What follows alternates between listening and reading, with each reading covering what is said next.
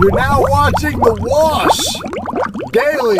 The United Nations taking a vote and they're going to be removing cannabis from Schedule 4 of the 1961 Convention. What that convention says is that cannabis is a dangerous substance with no medicinal use and is prohibited for all the countries who are a part of the United States Treaty. They removed it from that particular treaty. It still remains under the international control system. It's a dangerous substance on that list. And so really nothing has changed. All the nation states who are part of the UN have to remain bound by the UN treaty, required still to keep cannabis prohibited. And that's pretty much the main problem. The main enemy of cannabis is the United Nations. Also in news, the FDA recently had a conference on CBD and women's health. It was led by Douglas Throckmorton. What Throckmorton's findings were is that CBD may be helpful for anxiety.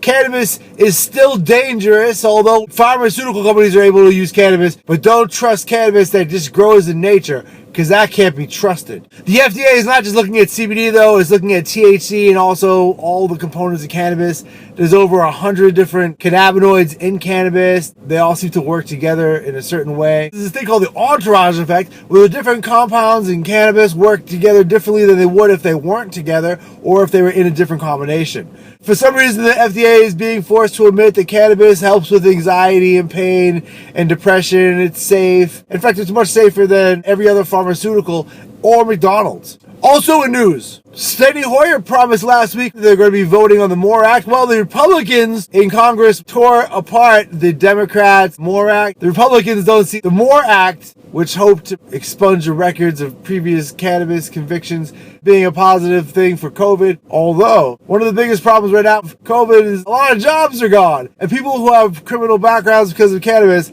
are a lot less likely to get jobs because of their criminal background. The Republicans are having a field day poking holes in the Democrats' plans for cannabis. What they're saying is they can't vote on cannabis. We have bigger fish to fry, like COVID-19 and masks and unemployment. And how are we going to get our country back?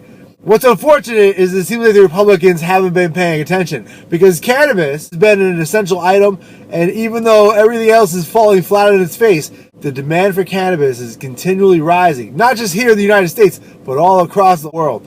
Also, there's many studies using cannabis as a way to battle the effects of COVID-19 as an anti-inflammatory. Cannabis is probably one of the best anti-inflammatories available to humans. What's really going on is, just like with former President Barack Obama, he was saying he was excited that he was able to work with Republicans because he didn't have to put forth ideas like decriminalization of cannabis.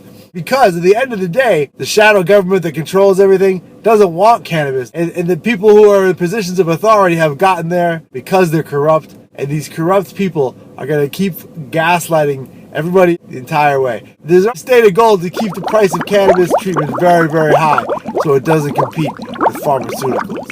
Thanks for watching The Wash Daily.